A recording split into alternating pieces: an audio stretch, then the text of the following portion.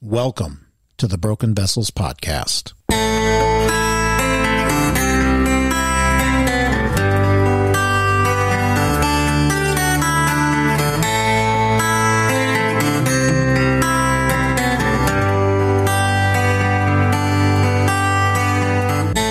Jeremiah 18:4 states, "And the vessel he was making of clay was spoiled in the potter's hand, and he reworked it into another vessel, as it seemed good to the potter to do."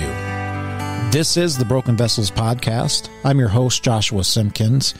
This is a podcast where we have discussions on theological themes for the broken to bring encouragement and hope in Christ. And I would like to welcome you back to the Broken Vessels Podcast. This is a second episode in what I believe is going to turn into a series of episodes on being broken by fundamentalism. And as I shared in the last episode, I already shared much of what I came out of when it comes to fundamentalism in several episodes when I shared my own story. But in the last episode, we just had my best friend, Brian Fulcher, come and share. And he had been in fundamentalist ministry really for years and then came out of that. And so I was able to have him here share with me, and then also a good friend that I've met in the last few months on Facebook, Justin Joseph, who has a blogging ministry called Reclaiming Rest. And he's just a very encouraging guy and has done a great job of really helping to contribute to this conversation. So I'd just like to welcome both of you guys back. Thanks, Josh. Good to be here again. Yep, same. All right. Well, wonderful. Well, on the last episode, we really just scratched the surface. We really identified what we see to be fundamentalism. We talked about the fact that it kind of started off in a sense as a good thing, but then it became this thing that is not good. It really became aberrant in kind of pulling away from what I think it was originally intended to do. And then we also shared a couple of clips from prominent, you can say IFB, most independent fundamentalists are Baptist most of the time. You wouldn't always say that. The church I grew up in, it didn't have Baptist in the name, although it was Baptistic, but it was more IFCA, which is Independent Fundamental Churches of America. But it's all the same. I mean, when you all put it together, and I think we really did bring out the point that there's different forms of this, but in the long run, they all kind of stick together when it comes down to it for the most part. And so we were able to scratch the surfaces, talk about definitions of what it is, and then we were also able to talk about what the characteristics are. In this episode, I want each one of you to share your own personal experiences on fundamentalism in your own life, the effects that it had on you in your life and in your ministry, whether, Brian, it be, your actual full-time ministry as a pastor, or you, Justin, whatever ministry that you've done in church as a layperson or anything like that. I know personally for me, and I, again, shared in previous episodes the effect it had on me. I know how much this kind of thinking does affect you in the way that you interact with people, in the way that you think, and in the way that you minister to people. And I think it's really important that everybody knows this podcast, being the Broken Vessels Podcast, this is not just about the theoretical. This is not just about doctrine in the sense that we just want to gain a lot of knowledge. I want you all to be able to understand, how does bad doctrine affect me in my life? Fundamentalism, I'm sorry, some of you may be a fundamentalist out there. That bad doctrine, I can guarantee you, and you're even thinking to yourself, I see where that's affected my life. I want these guys to share their own personal experience on that, because I think that will be helpful for you, the listener, to be able to relate to what they're talking about. So I'm going to start off with you, Brian. I want you to share just your experience, particularly growing up, college, ministry, and then how you think maybe it affected you as a father, as a husband, and in your family. Go ahead and share that. So I was kind of born into fundamentalism. My dad came to faith in Christ in an IFB church, He then, a year or two later, felt called to ministry. He actually attended a kind of a non-IFB, I wouldn't say it was an IFB Bible college. It certainly had fundamentalist roots, but it wasn't in the flavor of some of the more stringent IFB seminaries or Bible colleges that are out there. Obviously, growing up in a pastor's home, we were always in smaller churches. My dad was never the kind of individual that, like in the last episode, he wasn't a get up in the pulpit and scream and yell and demand people follow him, unquestioningly. He's a very humble man. He certainly is. He certainly has the markers of the things that you should follow as an IFB pastor. I feel like a lot of his preferences through the years, it's just because of the environment he was in. I'm from the southern part of the country, Virginia area, very revivalistic culture there in churches, very much experience-oriented. When you go to church, you expect the pastor to shout, you expect there to be yelling and amening and those type of things. So I think some of my dad's influence was just the culture he was brought up in. My childhood was not really anything horrible to have to go back and say, I was mistreated or this or that, because I wasn't. I had very good parents. There was, being a PK in an IFB environment, there was times when I felt the pressure to look and act a certain way, but I think all PKs face that no matter what their theological tradition might be. Really, things changed and started to ramp up for me more when I got into Bible college. I felt in my junior year of high school that God was calling me to some kind of full-time ministry, and ended up going to a small school in Kentucky. While there, was exposed to a lot more stronger strands of fundamentalism.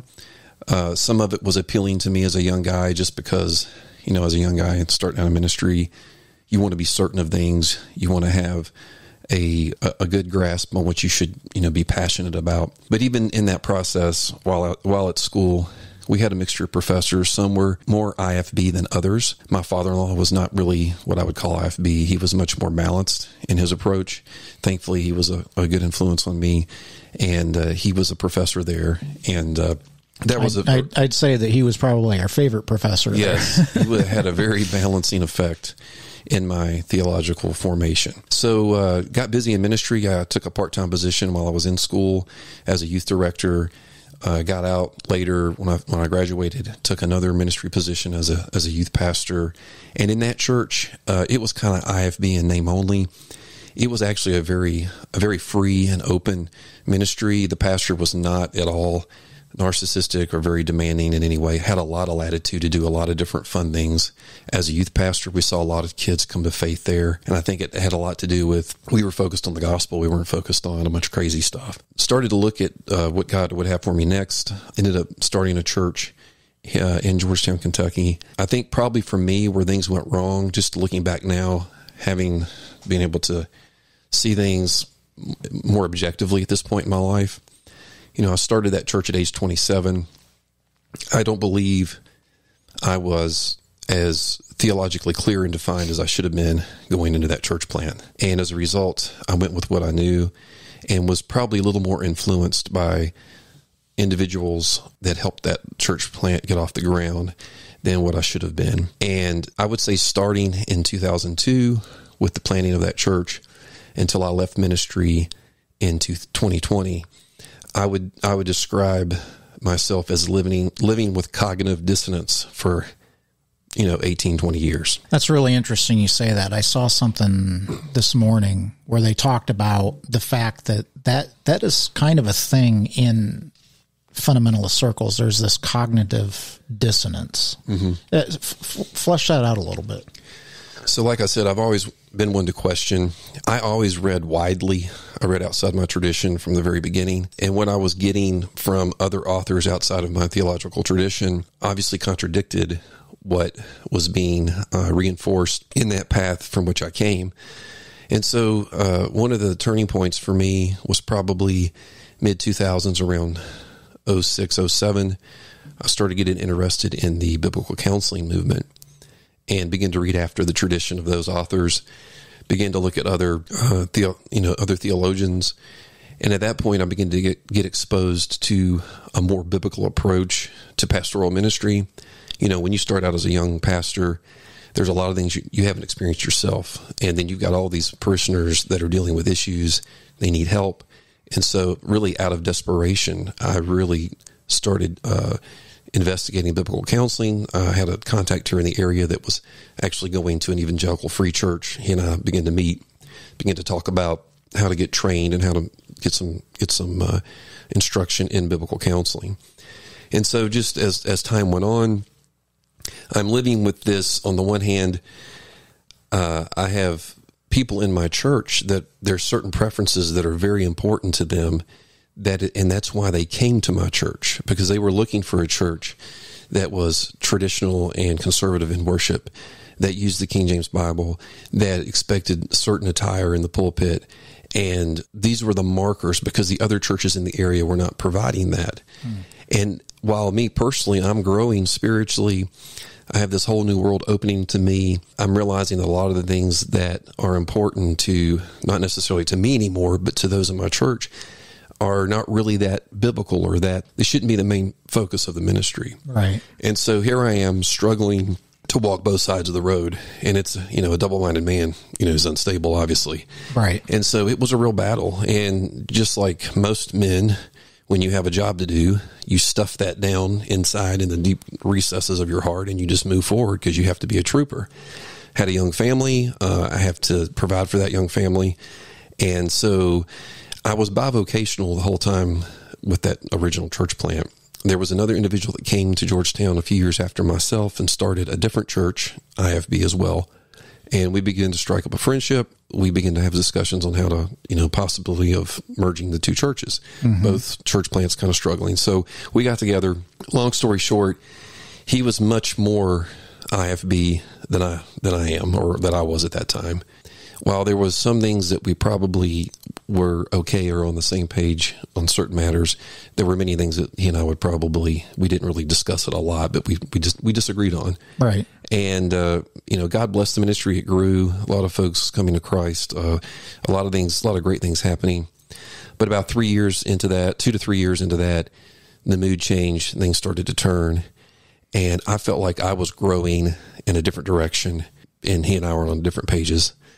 And there was some personality aspects with this pastor so the dynamic was, he was quote unquote the senior pastor and I was the associate pastor, which was fine with me. I was 100% whatever. Mm-hmm. There began to we just kind of started to grow apart. And then there were things that came up that, not to get into a whole lot of the details or get lost in the weeds. There was some question of our loyalty, myself and my wife. There was always kind of like, why do you always have to, push against this? Why can't you just get on with the agenda? Yeah.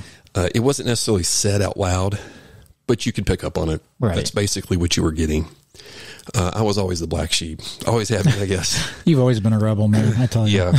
And so I'm like, look, why are we doing what we're doing? Why is this important? Why are we emphasizing these things? So you roll into 2020. So 2019. I began to read a lot of gospel-centered books, listen to gospel-centered podcasts. I also I really love philosophy, began to listen to some different philosophers and read. And through that process, middle of 2019, the summer of 2019, we had taken the kids to church camp. I had the whole week there. I was a sponsor, but I didn't have to be a counselor. So I spent that whole week reading and praying and just seeking God's face on what I should do.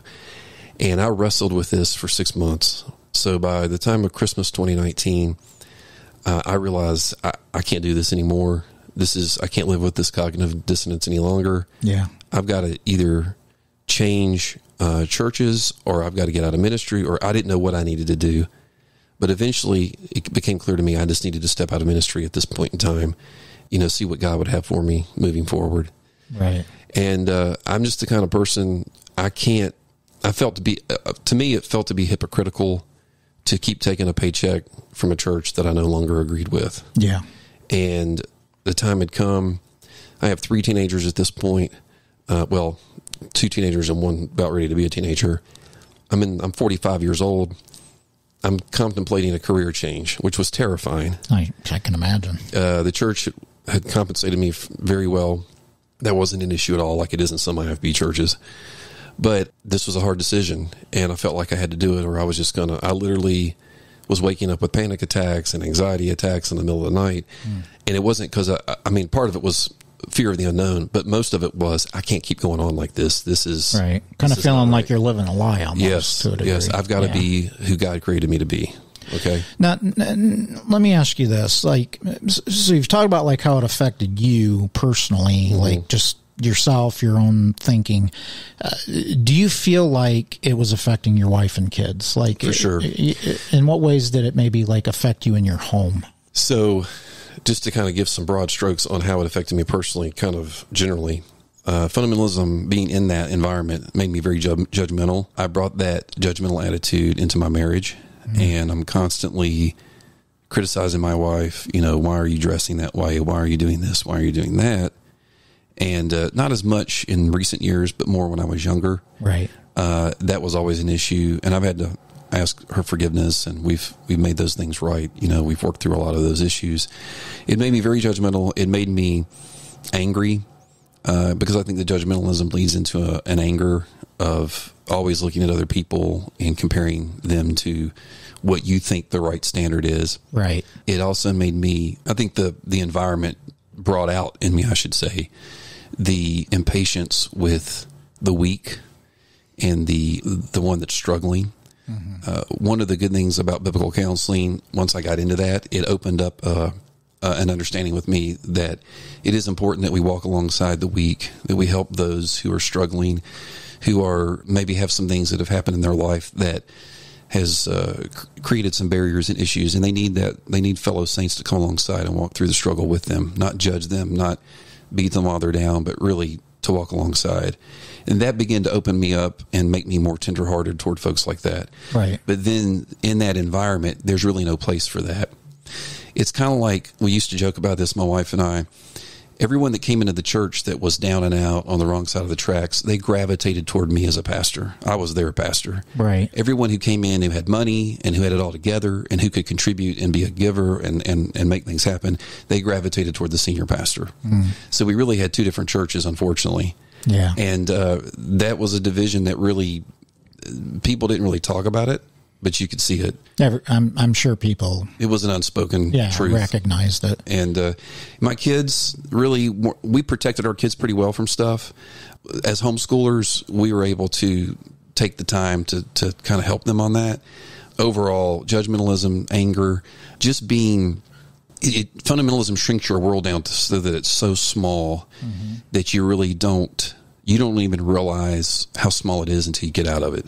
Yeah, I remember when we were in Bible college, we used to always talk about where we went to Bible college was up this hill. We used to talk about going up the hill and how it was so different than the world around us. Yes. I remember that. It felt like a bubble up there. Yeah, I joke with people at work. I'm like, if you ask me about anything in pop culture from 1993 to 1996, I have no idea because we weren't allowed to watch TV or anything. So I don't know what happened between those 4 years, 4 years. Every so often they'd let us roll a TV out and let us watch a football game or a Kentucky basketball game, but that was about it. Yeah, I have no idea what happened. Music, movies, I have no idea. Yeah. Well, thanks for sharing that, Brian. And I think that kind of gives people a little bit of a personal view in how, fundamentalism affects people and families. And I'm a guy that was a pastor.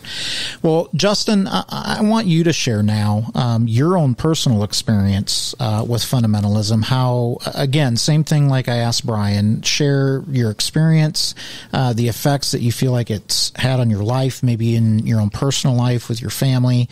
Go ahead and feel free to share with us just to give people kind of a picture into that for you. Sure. And I'll preface first just by thanking Brian for sharing all that he did, a lot of transparency there, and perhaps some, a lot of regret. And it's definitely not easy sometimes to bring those things out into the light because they represent a part of our past that we're not particularly proud of, and we just wish that it didn't happen. And a lot of it resonated with me, caused just, even as I was listening to him, a lot of my own related thoughts. And of course, my story is unique to me, but just I appreciate what he did there. So, and then beyond that, I'll also preface by sharing that I tend to have the reputation of being an emotional guy, so don't be surprised if I start to sound that way as I go here, because no problem, bro. I'm an emotional guy too. No problem. It's a painful thing for all of us. Oh, totally. Yeah, totally. But in any case, I have a different background. I actually grew up in an evangelical,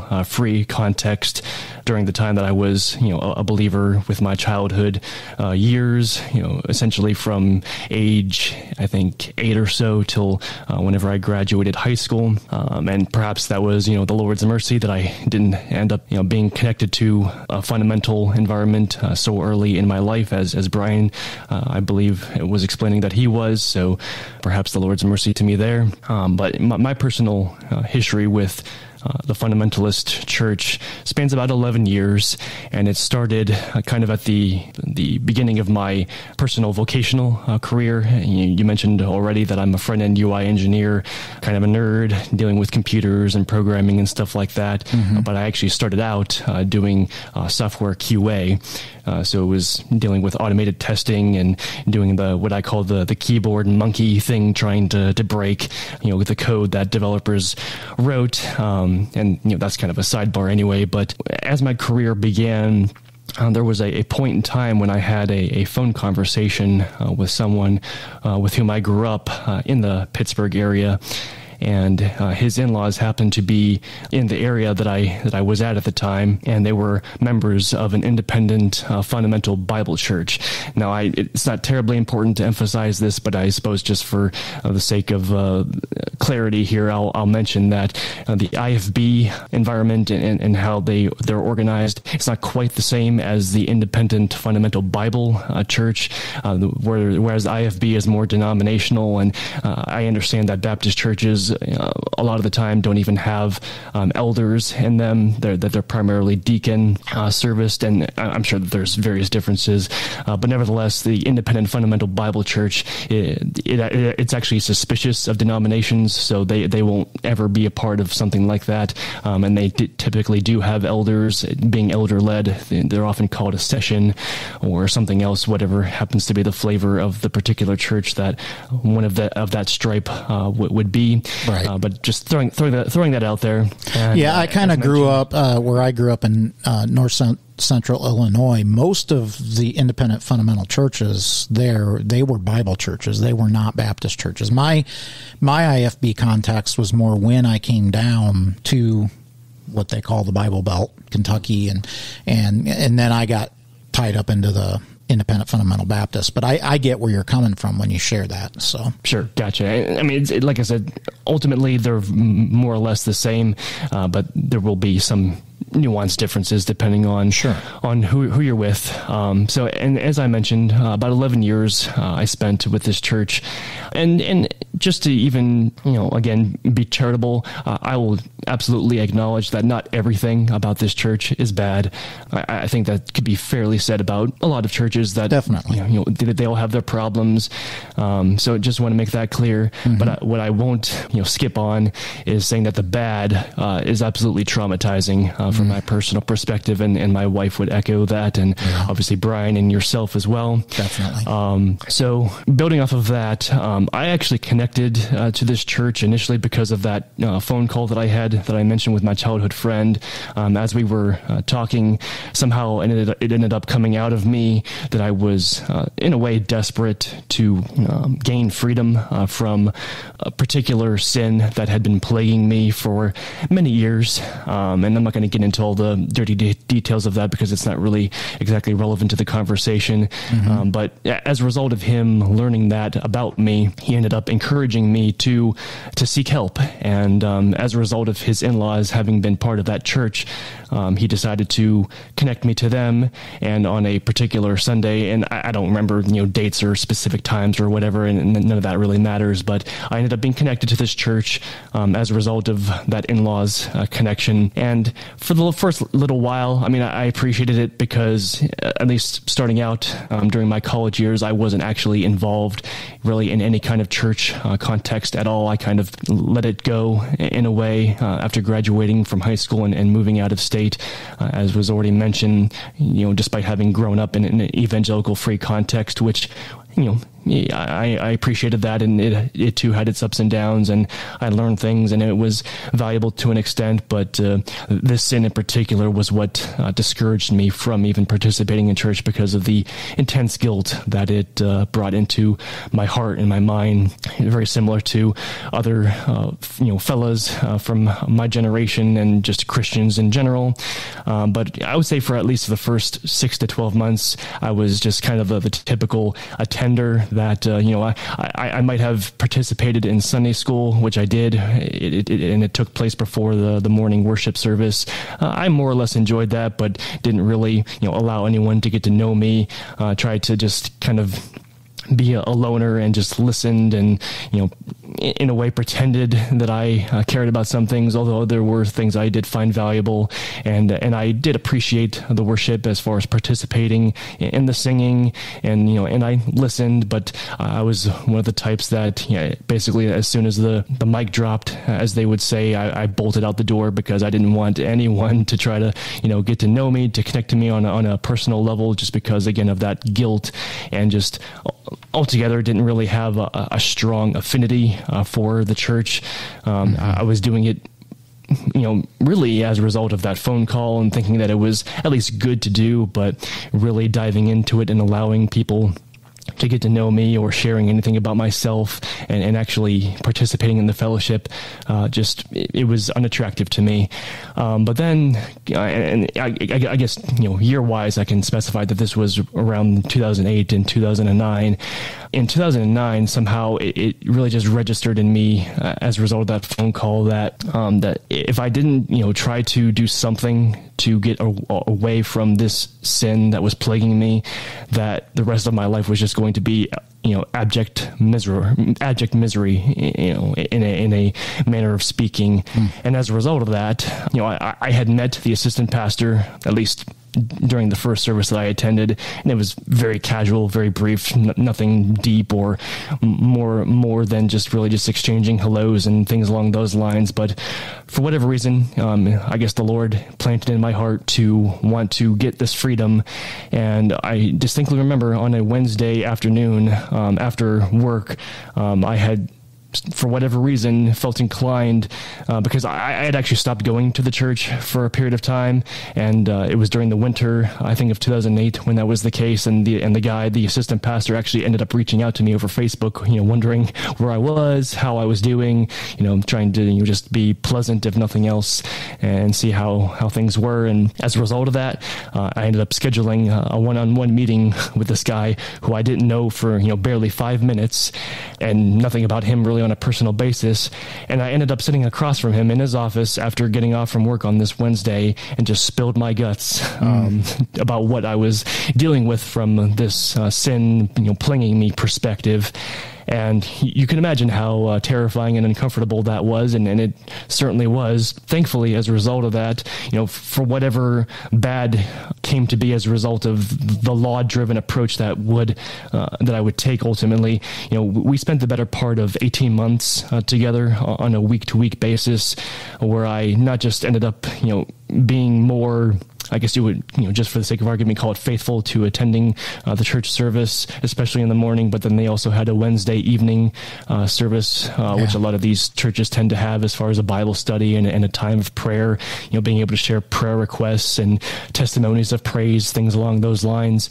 I ended up becoming more transparent to the people in this congregation about what I had been guilty of and how I was seeking to, have a change of life.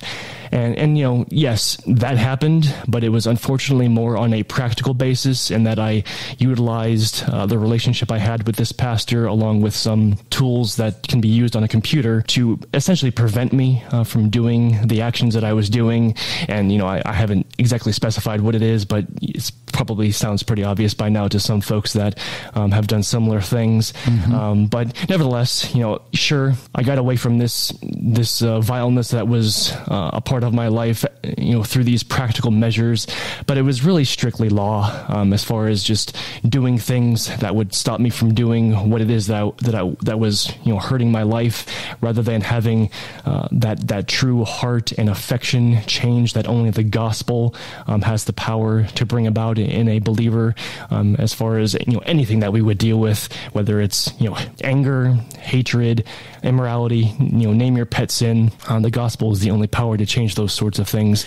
So it sounds to me like a lot of the they would say in fundamentalist circles, getting victory over your sin, exactly, would be these boundaries and fences that they put on you, more than really sharing the power of the gospel in your life. Absolutely, 100%. Yeah. And funny enough, just as you happen to interject there, that is really what started just the time of problem for me personally, and even as well eventually for my family, because at the time I didn't, I was still single, and it's always interesting when that's the case. But as a result of me becoming quote unquote free from this, I became so just painfully self-righteous and proud. Yeah. And truth be told, that's always going to be a struggle for every believer, just because it is part of our sinful bent.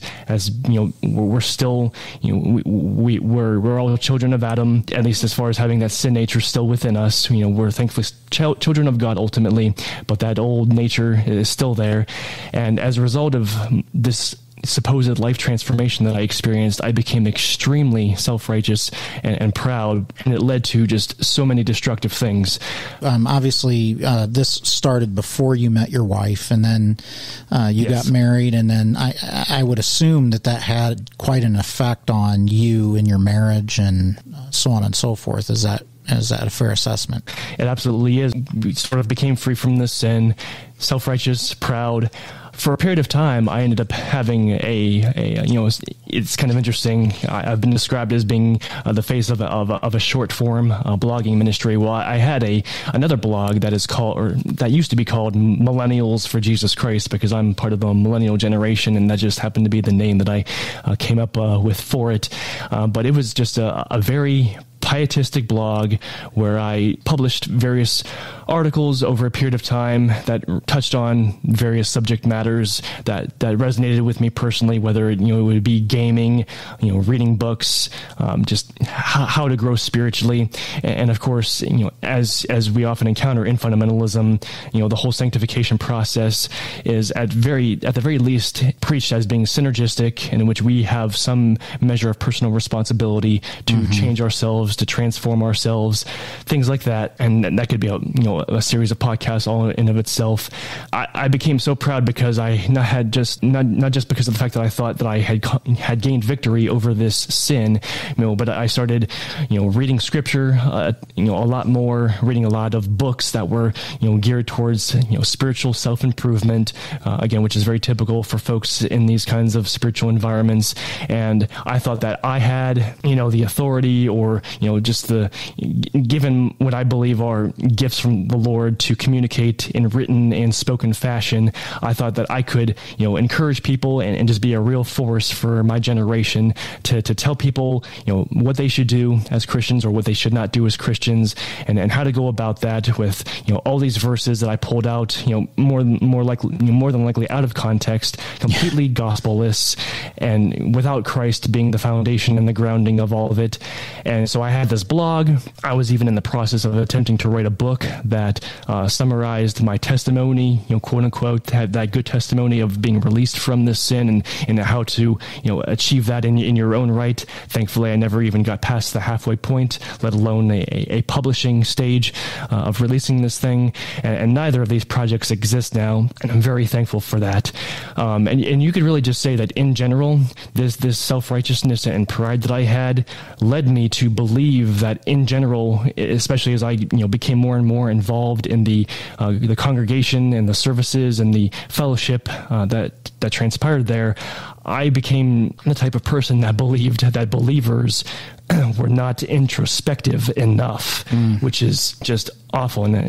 Yeah, I think you're right. I think really this fundamentalist way of thinking, it is always going to turn you inside yourself. You're always basically encouraged to look at yourself, look at your performance. Many of you have heard me talk about this on this podcast. That's what pietism does. And pietism is very much, and biblicism and all of these things that we've talked about on this podcast, a lot of those are very, very much intertwined in fundamentalism. Justin, I'm going to have you continue your story because I do want you to share as you transitioned.